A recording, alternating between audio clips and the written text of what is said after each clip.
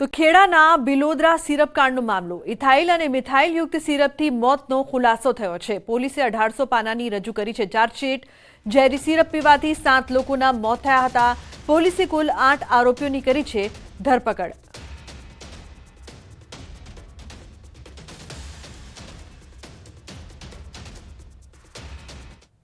વડોદરામાં હરણી બોટ દુર્ઘટના બાદ પણ તંત્રની ઘોર બેદરકારી। બોટ દુર્ઘટના બાદ પણ સ્કૂલ આચાર્યની બેદરકારી સામે આવી છે।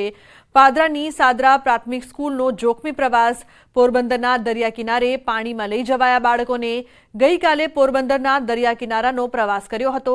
આચાર્યએ 25 જાન્યુઆરીએ માંગી હતી મંજૂરી, તો 62 બાળકો અને 3 શિક્ષકોને અપાઈ હતી મંજૂરી। સ્કૂલ આચાર્યએ મંજૂરીની શરતોનો પણ ભંગ કર્યો છે। ઊંચાઈ કે ઊંડા પાણીવાળા જોખમી સ્થળે ન જવા સૂચના આપવામાં આવી હતી।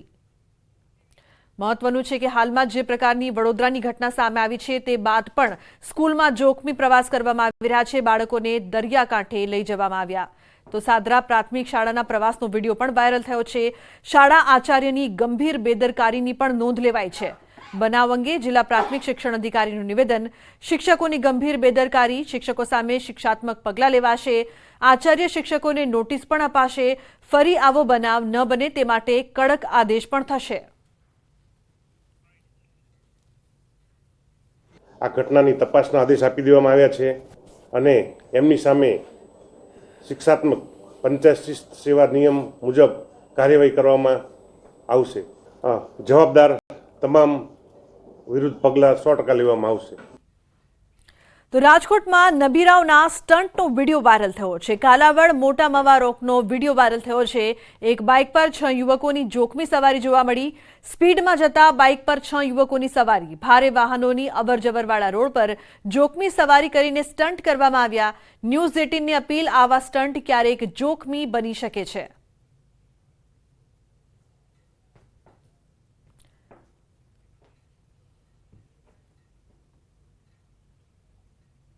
જૂનાગઢમાં જીઆરડી જવાન પર હુમલો। પેટ્રોલિંગ દરમિયાન યુવક યુવતીએ કર્યો હુમલો।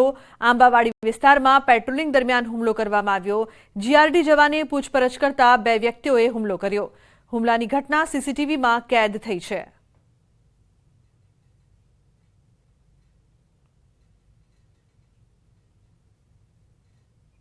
તો હુમલાની આ સમગ્ર ઘટનાના દ્રશ્યો સીસીટીવીમાં કેદ થયા છે। મહત્વનું છે કે પૂછપરછ કરવામાં આવી રહી હતી તે સમયે જીઆરડી જવાન પર યુવક અને યુવતીએ હુમલો કર્યો। જે સમગ્ર મામલો છે તે અંગે હવે તપાસ કરવામાં આવી રહી છે। મેં પૂછપરછ કર્યા કે ભાઈ તમે ક્યાંથી આવો છો અને શું કારણે અત્યારે નીકળ્યા છે, તો એને કીધું કે તું અમને પૂછવા વાળો કોણ? તો મેં કીધું મારી નોકરી છે અહીંયા અને હું મારી નોકરી ઉપર હતો ત્યારે તે બાઈએ મારી ઉપર ઝપાઝપી કરી માર મારેલો અને મારી નાખવાની ધમકી પણ આપેલી।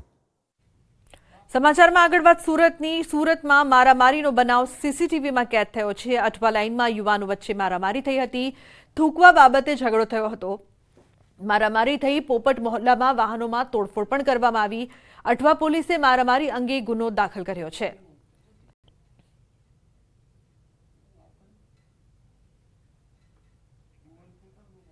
નર્મદામાં જીઈબીની મેઇન લાઇનનો વાયર તૂટ્યો છે। મેઇન લાઇનનો વાયર તૂટતા મારામારી થઈ। પોપટ મોહલ્લામાં વાહનોમાં તોડફોડ કરવામાં આવી।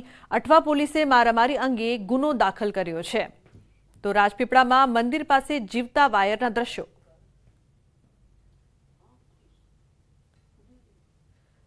તો મેઇન લાઇનનો વાયર તૂટી ગયો હતો। જીઈબીના મેઇન લાઇનનો વાયર તૂટ્યો હતો। વાહનોમાં પણ તોડફોડ કરાઈ હતી। અઠવા પોલીસે મારામારી અંગે ગુનો દાખલ કર્યો છે।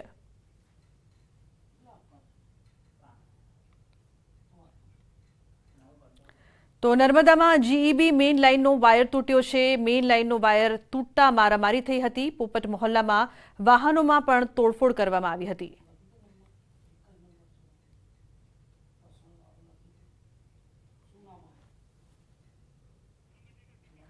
મહત્વનું છે કે જે પ્રકારના દ્રશ્યો સામે આવ્યા જોઈ શકાય છે કે અહીં મોટી જાનહાનિ પણ થઈ શકતી હતી, મોટી દુર્ઘટના થઈ। જો કે સદનસીબે અહીં કોઈ વ્યક્તિ ન હતું જેના કારણે કોઈને નુકસાન નથી પહોંચ્યું।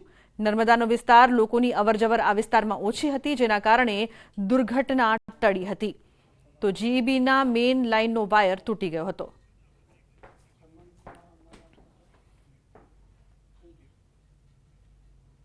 સમાચારનો પ્રવાહ યથાવત રહેશે. હાલ રોકાઈશું એક બ્રેક માટે. આપ જોતા રહો ન્યૂઝ 18 ગુજરાતી.